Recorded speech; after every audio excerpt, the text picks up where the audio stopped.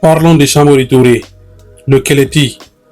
Oui, je peux comprendre que vous dénigriez Samori Touré. Il a esclavagisé les gens, il a vendu des esclaves, il a fait la guerre, il a fait des razzias, il a fait beaucoup de choses. Mais ce que vous ne racontez pas, c'est que la société africaine de l'époque était caractérisée par les invasions. Et même lui, Samori Touré, il a été victime d'esclavage. Il est issu d'un système qui pratiquait l'esclavage. Donc il a eu la force, il est devenu chef de guerre.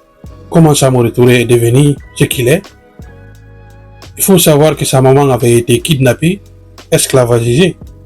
Et Samori Touré un jour est venu voir son papa. Son papa lui a dit que Samori Touré, qui est devenu maintenant un grand homme, tu dois te marier. Et ça, c'est une anecdote qui s'est passée entre lui et son papa.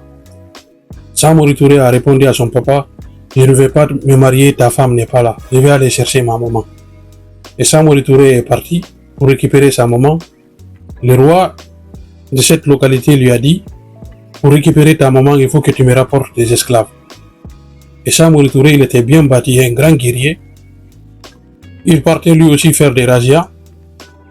Quand il récupère ses butins de guerre, il récupère des esclaves, il ramène à ses rois.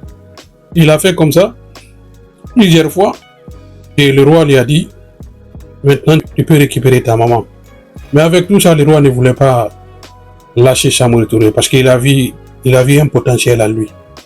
Il a vu que c'était un grand guerrier, donc il faut l'incorporer dans l'armée. C'est comme ça que Samori Touré a incorporé l'armée de ses rois et il a formé beaucoup de personnes. Il a fait la guerre pour ses rois jusqu'à ce qu'il a renversé le pouvoir. Lui aussi maintenant il a commencé à régner. Il a créé son empire Waselo. C'est comme ça que Samori Touré est devenu un grand guerrier. Jusqu'à présent, il y a des féticheurs qui détestent Samori Touré parce que on accuse Samori Touré d'avoir contribué à amener la religion musulmane dans leur communauté. C'est des gens qui n'aimaient pas la religion et Samori Touré a participé à islamiser cette partie de l'Afrique de l'Ouest. Donc, on déteste jusqu'à présent Samori Touré à cause de cela.